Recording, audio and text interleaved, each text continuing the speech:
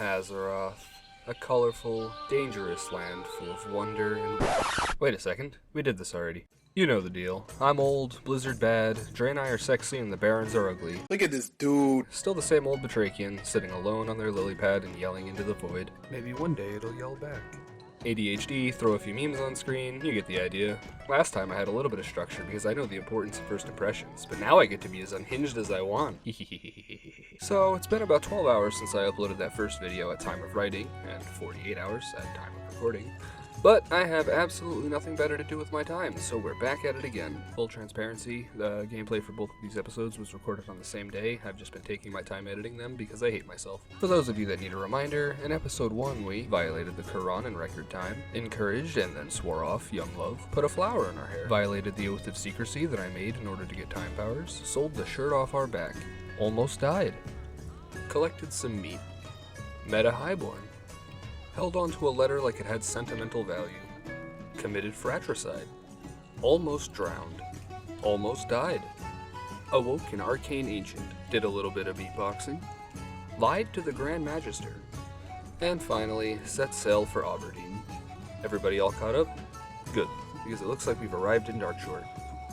Hopping off the boat and heading down the incredibly long pier, we actually skipped this first quest on our right because the target is level 16, and if I take the quest now, I'll just die trying to clear it early. See, I know my weaknesses sometimes.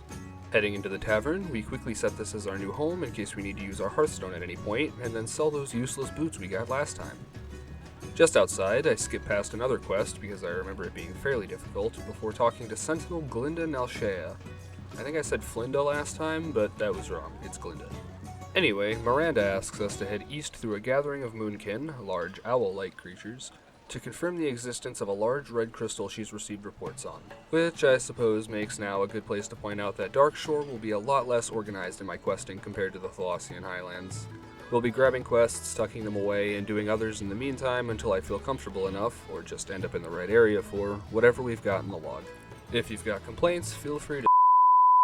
Back inside, we head upstairs to snag a quest from Whizbang Crank Toggle. Fucking no. He tells us that his long-distance comms machines, the buzz boxes, need maintenance involving specific monster parts. Conveniently, he built each one near the monsters that will drop the specific part it needs, so we won't have to go far to whet our appetite for murder.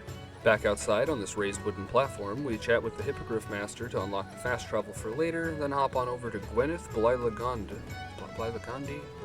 whatever, for the first in another series of quests. All along the shores in this area are giant beached creatures guarded by murlocs, and Gwen here wants to find out why, so she asks us to gather some bones and bring them back to her. We'll be doing that intermittently the whole time we're here. Heading to the other side of town across a creaky wooden bridge, we have a chat with Tharnarian Tree Tender, who tells us about a plague spreading across the Darkshore. He thinks he may have a cure, and asks us to bring back a living rabid thistlebear by using a trap he gives us.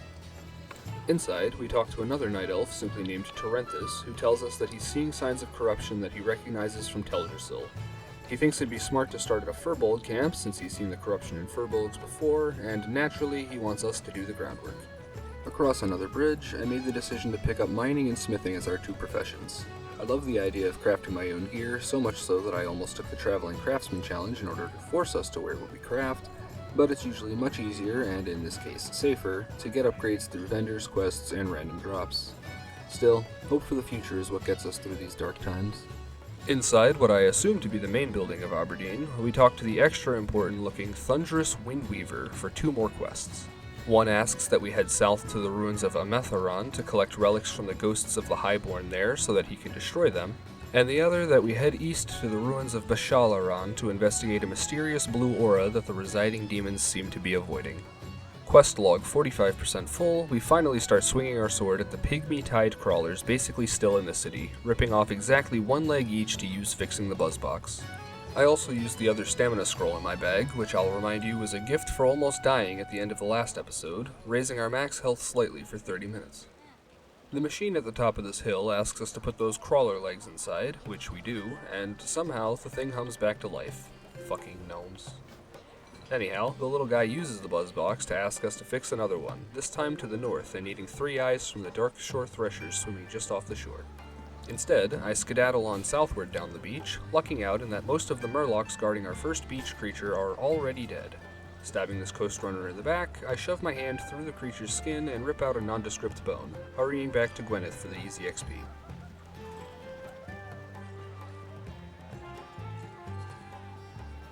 She also has another job for us, this time in the waters due west of the city near a sunken ship. Like with all commitments, I decide that once is enough for now and instead scurry on south once more, this time using the road, mostly, to make my way to the Furbold camp that Tarenthus wants to know about.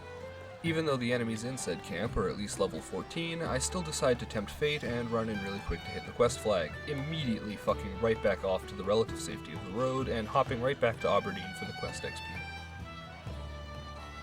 Giving Tarenthus the news, he then asks us to go back to the camp and murder them all, which I'll be happy to do once the playing field has evened a little bit. He also directs us to Thunderous, who is important like I thought, he's the city elder, in order to enact a plan to restore the balance of nature.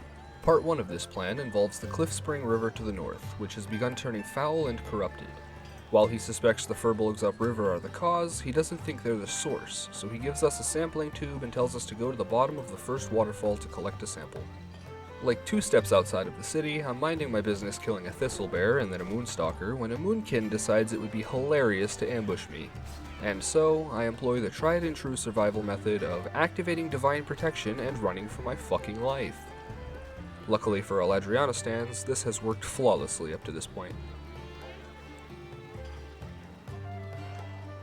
Timbers shivered and a little more awake after 6 hours of playing, we jaunt our way north to Bashal Aran and take out our adrenaline on a couple of vile sprites, leaving their corpses unlooted in the hope that a quest item will magically appear once I accept said quest. This doesn't work. Nearby, we discover that the source of that mysterious blue aura is a night elf ghost named Astarion. What? No, not you. Astarion, with an E, tells us that his spirit is bound to these ruins by some foul magic, and that the earrings of the nearby sprites and grells can help him find a trace of whatever it is binding him. These earrings are what I was hoping would spawn on those corpses I left before, but like I said, it didn't work. During this farm, I change my HP bar to display my current and max health rather than just my current health. It's a small change, and I doubt most of you would have noticed, but somebody would have. I would have.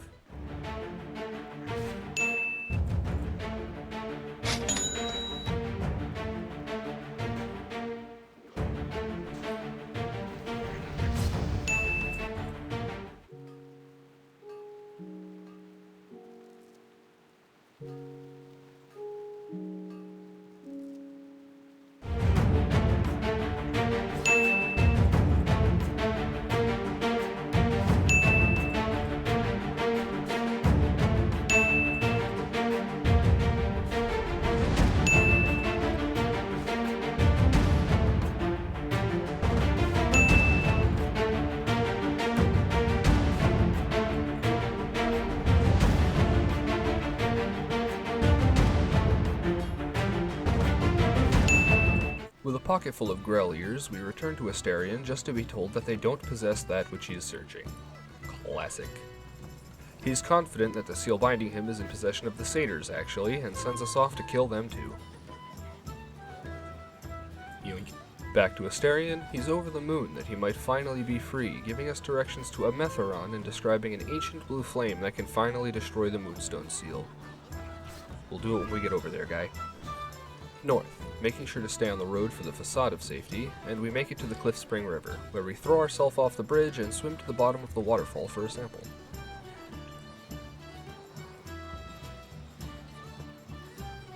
One wacky swimming animation later, and we're back on sandy ground.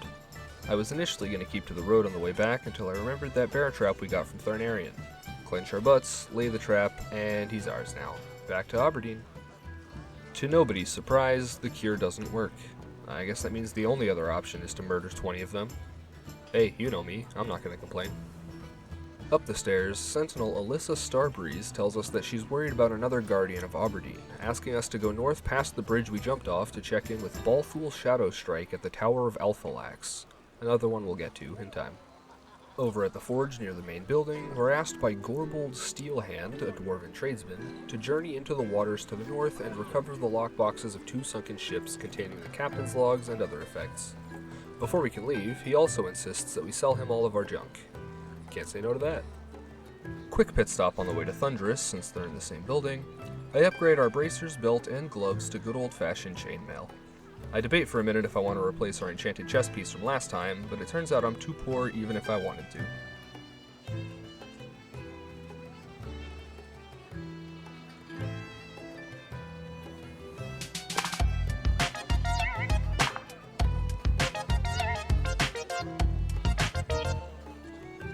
Instead of going around like a normal person, I throw myself over the railing next to Thunderous and head into the drink, making bloody combat with the Threshers just off the shore.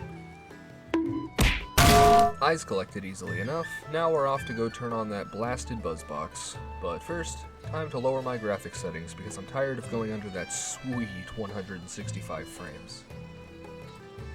Eyes in the box, we're told to collect 6 Moonstalker fangs for the next one, just across that bridge we jumped off earlier. Man, getting a lot of mileage out of that jump, huh?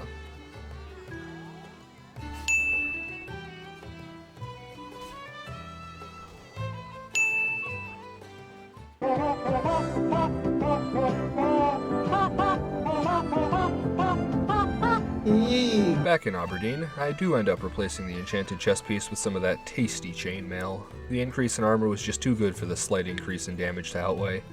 Also, now all of my armor matches, which matters, people. Across town, down the pier, and off into the water we go to collect some more giant sea creature bones. Unfortunately, we can't climb back onto the pier, so we have to swim all the way back to shore the hard way. 1, 2, 3, Turning those bones, we're given some poo-poo bracers and told to bring back the bones of any more beached creatures along the shore. We aren't given a quest directly, but each creature that we haven't already defiled will now give us a mini-quest of sorts, asking us to run back to Gwen for some sweet XP. Despite still being underleveled, I decided that now would be the ideal time to fuck with those Blackwood Furbolgs from earlier. Honestly, this would have gone much worse, or maybe I wouldn't have tried at all, if it weren't for the mage nearby also farming the poor guys and giving me a smaller crowd to worry about pulling. We get a glimpse of the real danger once they start respawning, and I'm forced to back off a little bit.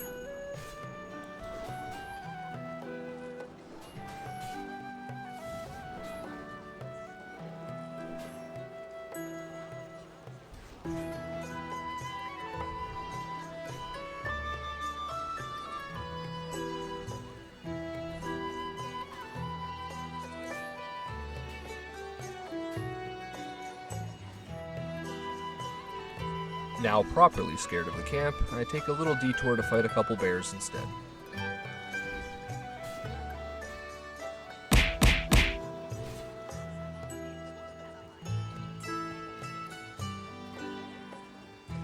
Hey, our first 8-slot bag. Space maxing. Back to the camp. I dance around the edge, picking off the last few Pathfinders to finish the quest and digging level 14 along the way. Trekking back to Aberdeen, we stop by Tarenthus to let him know about the Furbolg blood we just spilled. Because we're such good pals now, he asks us to find his friend Volcor, saying he'll make us a magical cloak to avoid detection if we just bring him 5 fine Moonstalker pelts. The cats that drop these are well beyond our power at the moment, so we'll put it on the back burner for now. Onto the front burner, I head east to finally investigate that red crystal that Miley told us about when we first got here. Huh. There's supposed to be 2 level 14 Raging Moonkin that I have to inch towards without aggroing. Well, the crystal exists, time to bring the news to Carly. Sarah gives us an empty vial that I fill up with Moonwell water at the Moonwell right behind me. Moonwell. I'm supposed to bring that vial back to the crystal and pour it on. Somehow that's supposed to tell us the composition of the crystal. Look, I'm just the frog who swings the big sword, okay? Log out, log in. First Moonstalker Fang. I'm not sure how I managed to accidentally hit this Forest Strider fledgling, but I sure did. Once again, I'm contemplating taking notes, especially as more time passes. A thought for next time, surely. So dangerous, dangerous!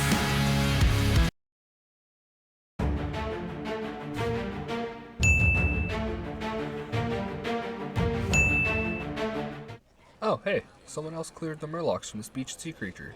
Yoink.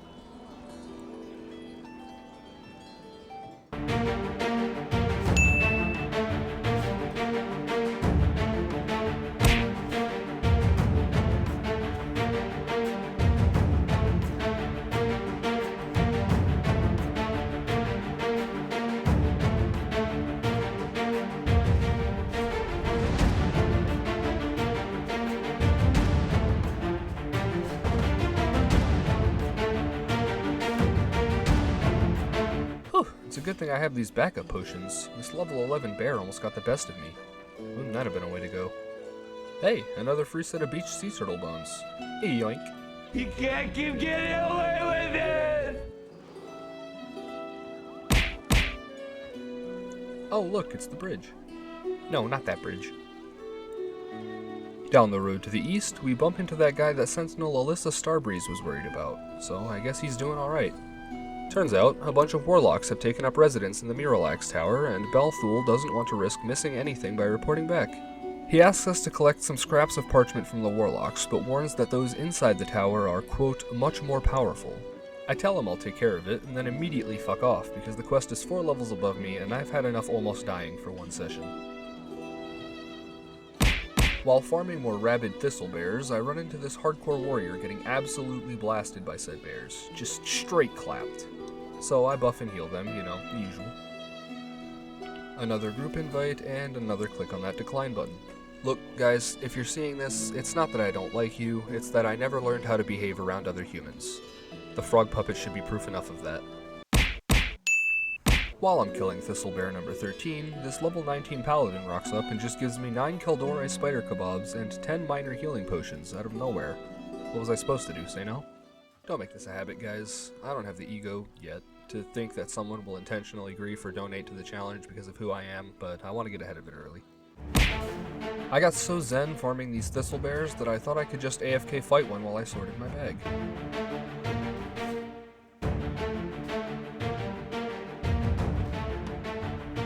What the Sigma? Even medicated, my ADHD will be the death of me.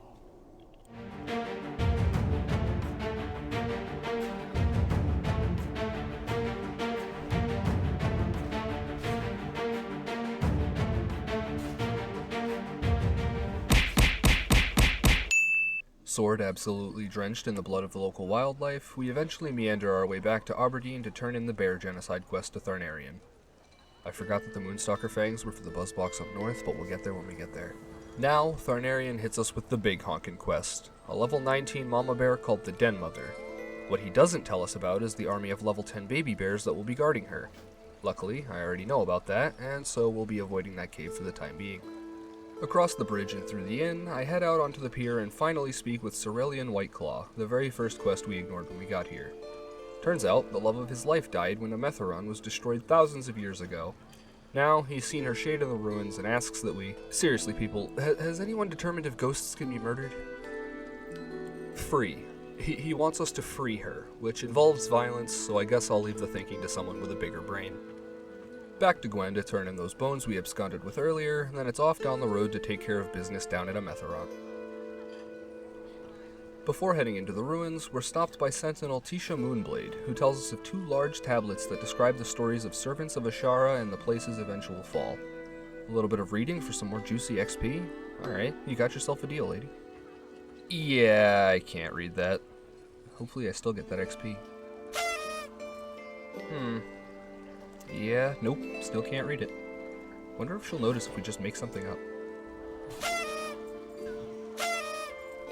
Oh yeah, I still have that seal from Astarion. Oh, will you go away? Anywho, into the fire with you.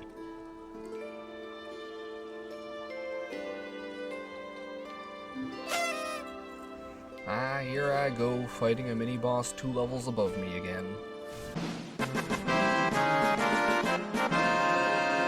Oh shit, that's a cloak upgrade. +4 armor, +1 strength, and +3 stamina? That'll be going on as soon as we ding 15.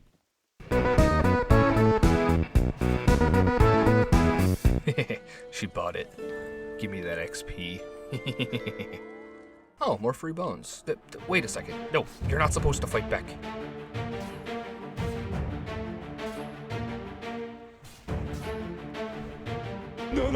Get your fat ass back here. Yoink. Quick transmission back to Aberdeen, hand in those bones and sell off our junk, then back to the pier to give Anaya's pendant to Cerelian. New cloak, let's go! Across town to the main building, Thundress gives us some useless bracers in exchange for the relics we gathered from the Highborn. Something that flashbangs me to the point that I almost walk away before taking the next quest. Turns out, the Furbolg are being corrupted by satyrs, channeling magic through talismans that affect the minds of the lesser creatures. With a mixture of moonwell water and various foods, we can cleanse a Furbolg long enough to draw out the satyr in charge, who we then get to murder. Of course, I immediately leave town without collecting the moonwell water. Once again, we are reminded why I never say that I'm a smart frog. Despite noticing pretty quickly, I'm far enough away from town that I decide to just come back later. Finally back to Bashal Aran, Astarion gives us an enchanted chest piece for freeing him, and we leave the tormented spirit to stew in his now murderous emotions. Yes, give in. North to the Buzzbox, we toss in the Moonstalker fangs, and our increasingly drunk guest tells us to fix another one, this time far to the south. We'll need the scalps of 4 grizzled thistlebears. But first, more bones. Huh, these ones aren't even guarded. Not even that the Murlocs were already dead, there just weren't any over here. Huh, free is free. Anybody notice that I haven't been pointing out where our talent points have been going? That's because I haven't spent them. I realized that when I accidentally pressed N instead of M to open my map here. Anyway, 2 points into Devotion Aura, which brings our total bonus to the maximum 25% on top of the 160 armor for a total of 200 bonus armor at all times. And 1 point into Benediction, a Retribution tree ability that reduces the mana cost of Judgment and all seal spells by 3%. The +2 stamina on that enchanted shirt from Baldur's Gate Vampire Boy proves to be too tempting for me, and I sacrifice some of that oh-so-precious armor for the privilege. Doesn't look too bad either. Quick munch for some more max health and health regen.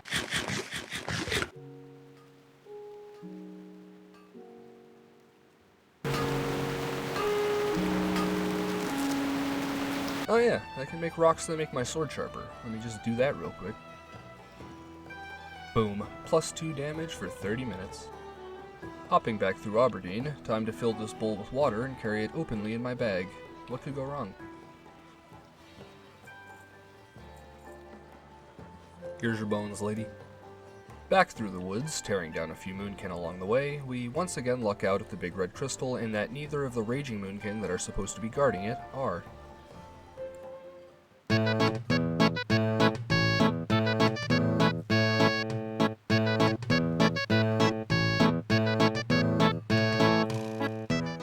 It's about drive, it's about power. Oh yeah, the frog is back in town. Yap with Samantha, she gives us a short sword that we won't be using without so much as a thank you for all of our hard walking. Smelt the ores, smack the bars, sell the bracers. I'm on a boat and it's going fast and route Theron Village at the base of Teldrassil, close enough to Darkshore that the boat can take us there without even a loading screen. Nice. Up the hill and into this magical pink smoke, we're teleported up the world tree to the city of Darnassus, the Night Elf capital. Unfortunately, there's no paladin trainer here, so we'll have to wait a little longer to buy new skills. Up even more to the top of the Cenarian Enclave, we meet the Archdruid Fandral Staghelm, who is not as stoked as Owlman was about our fancy new Arcane Ancient. He gives us a branch and tells us to fuck off. Plonk. Across the city at the Temple of the Moon, we check in with Chief Archaeologist Grey Whisker, who asks us to check on a crew he sent to Darkshore. Since we'll be in the area, it's literally free XP. Back through the Floo Powder.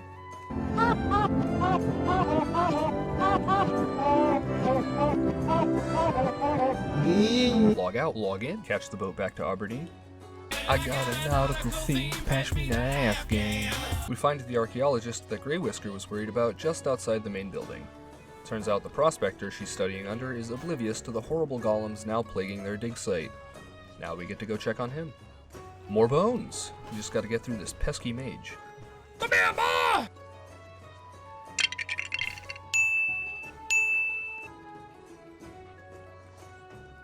I pulled this bear, saw the level, and panic bubbled. Looking back, I probably could have taken him, but better safe than sorry.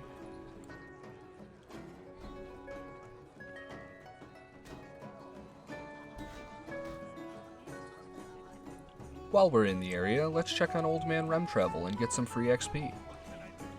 He wants to ask us to protect him while he bumbles through the excavation, but I don't fancy fighting a bunch of level 19 golems at the moment. Sorry.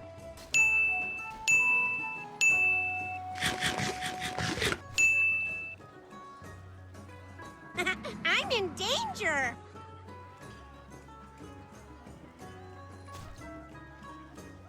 Good thing I've got this bubble. Revenge.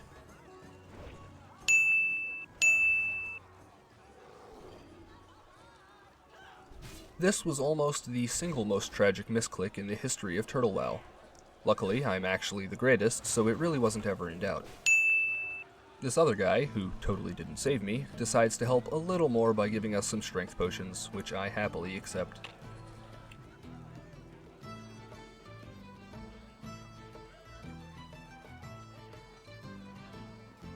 Back to the road, we hop on over to the last buzzbox, and something I've been suspecting is all but confirmed. We're not fixing these machines, we're supplying the gnomes alcoholism. Why, if it weren't for all the XP we've been getting, I'd be maybe a little bit upset. He also left us some of his special brew, but I think I'll pass on this one. More of a moonshine kind of frog myself.